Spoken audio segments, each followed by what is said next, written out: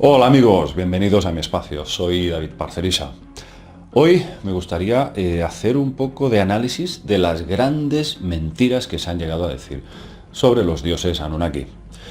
Y nosotros siempre insistimos en lo importante que es acudir a las fuentes. Primero de todo, deciros que yo fui el primero de cometer un error muy importante cuando hice la saga Anunnaki, allá por 2011. Hay que consultar las fuentes originales, es decir, las traducciones del lenguaje cuneiforme de las tablillas de arcilla. Básicamente, os recomendamos las traducidas por el mejor lingüista del mundo, Samuel Noah Kramer. Hasta ese momento yo había confiado en Zecharia Sitchin, un economista ruso que popularizó el tema. Cuando yo empecé a consultar las fuentes originales, descubrí que Sitchin había fabulado toda la historia. Primer error garrafal de Sitchin. Él decía que el Apsu era la fuente primordial, las minas de oro. Esto es completamente falso. Las tablillas no citan ninguna mina de oro, ni extracciones. Apsu se traduce como el abismo de las aguas, una especie de portal hacia un mundo intraterreno cuyo punto de unión se ubicaba en Eridu, la ciudad de Enki, justo en su templo, en el templo de Eridu. De hecho, a Enki se le conocía como el señor del Apsu. Segundo error.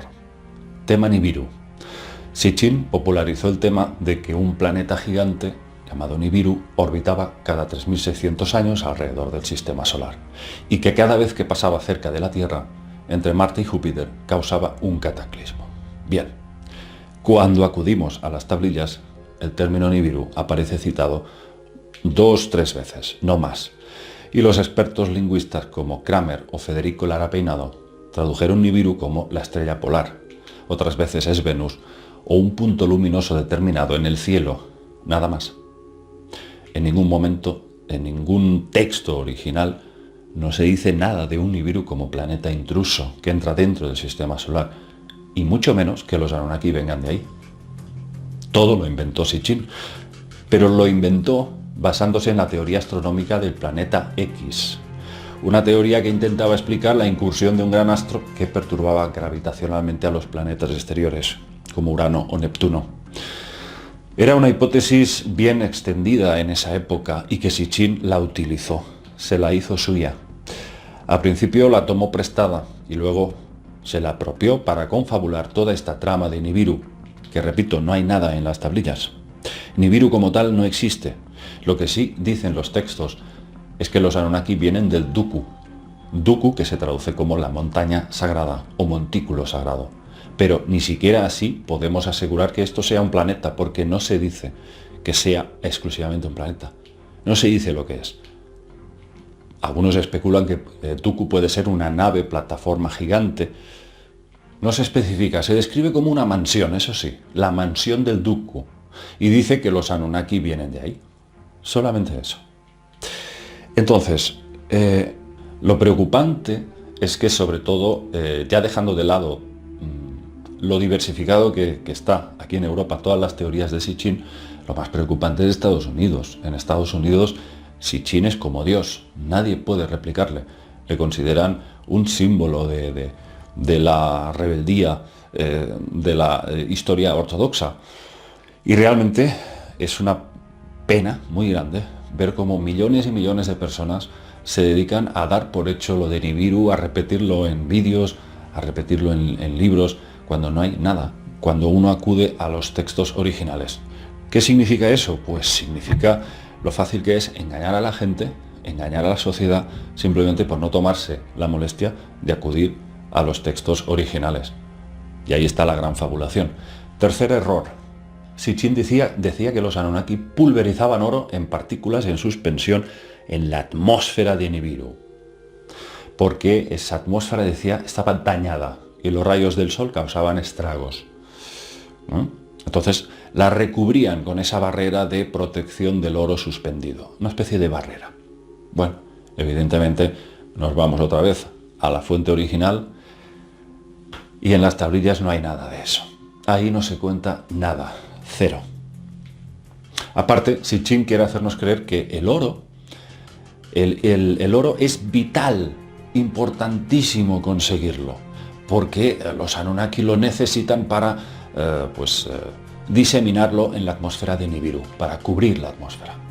Pero resulta que en los textos originales se nos dice constantemente que el dios tal regaló oro a otro dios, o el rey tal hizo una ofrenda a otro, con estatuas de oro.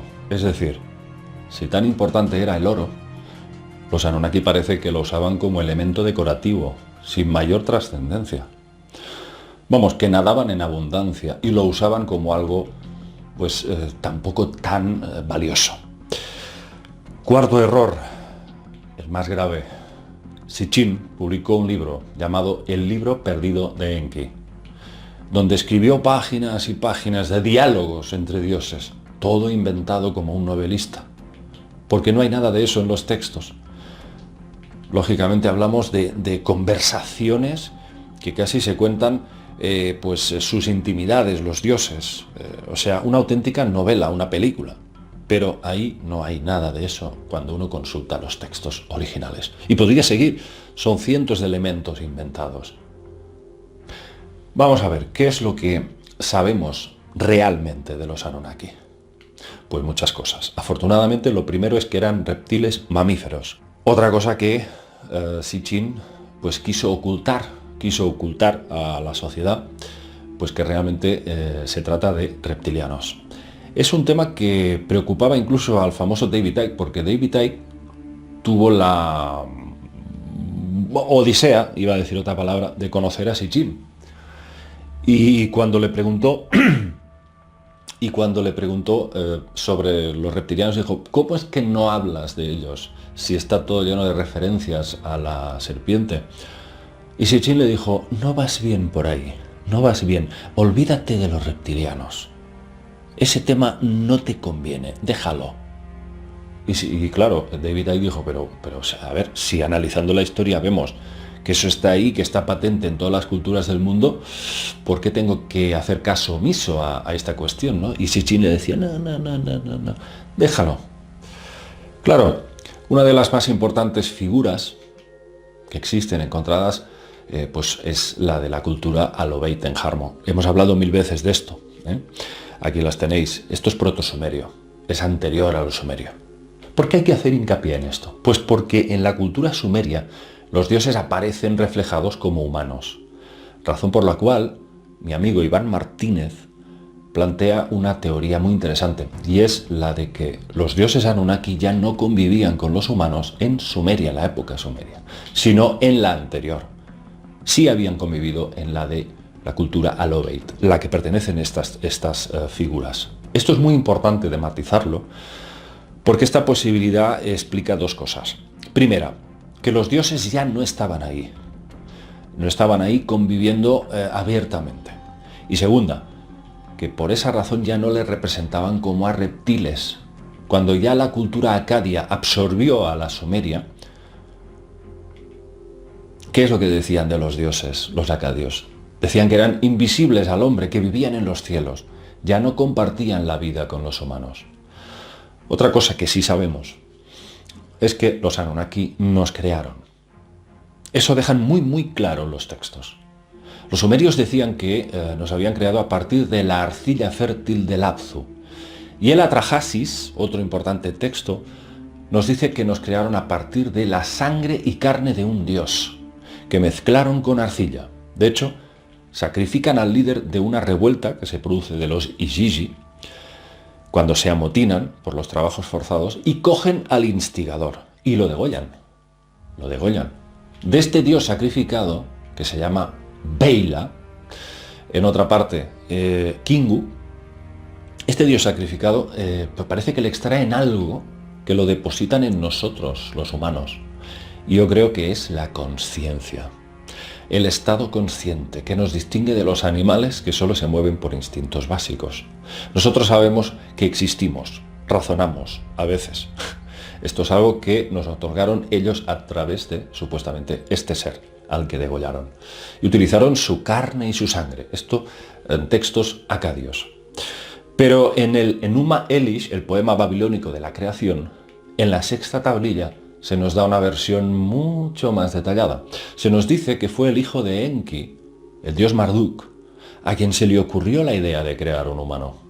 Os leo un fragmento, dice así: voy a amasar sangre y formar huesos, voy a establecer un salvaje, cuyo nombre será hombre. Voy a crear al ser humano, el hombre, que se encargue del culto de los dioses, para que puedan estar a gusto. La idea se le ocurre a Marduk, se la explica a su padre Enki y es Enki quien obra el milagro. Pero dicen los textos que 12 siglos después de la creación, Enlil se queja del tumulto de los humanos. Dice: braman como toros, el ruido de la humanidad ha llegado a ser demasiado grande para mí. Voy a extender plagas. Ahí Enlil empieza a obsesionarse y va ideando planes para exterminar a la humanidad. Enki, por su parte, intenta frenar esas plagas y amenazas, hasta que llega la decisión de causar un diluvio universal. Y el resto, ya sabéis cómo termina. Enki viola el protocolo, el pacto de silencio que le piden los dioses, y se lo chiva todo a Ziusudra para que construya una embarcación para salvarse. Esta tendencia de Enki a ponerse del lado de los humanos será una constante en toda la historia posterior. A medida que los dioses van fundando civilizaciones, cambian los nombres, pero ellos son los mismos. En Egipto, Enki es Osiris y Enlil es Set. Como sabéis, Osiris es asesinado por Set. Pero Isis, a través de un complejo proceso genético, lo resucita en Horus, recogiendo sus trozos despedazados.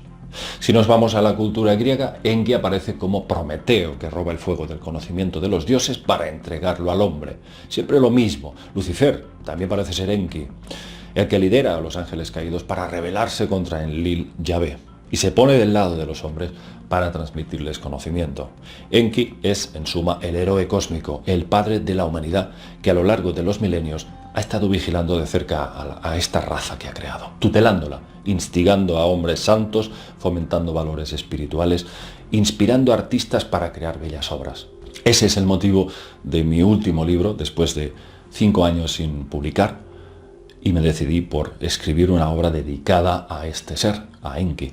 Un libro que os recomiendo porque a todos los interesados en el asunto Anunnaki veréis reflejados todos los personajes de la historia antigua y el papel que han jugado para que esta humanidad engañada y esclavizada haya llegado a este punto, hoy, actual, toda la manipulación que hay.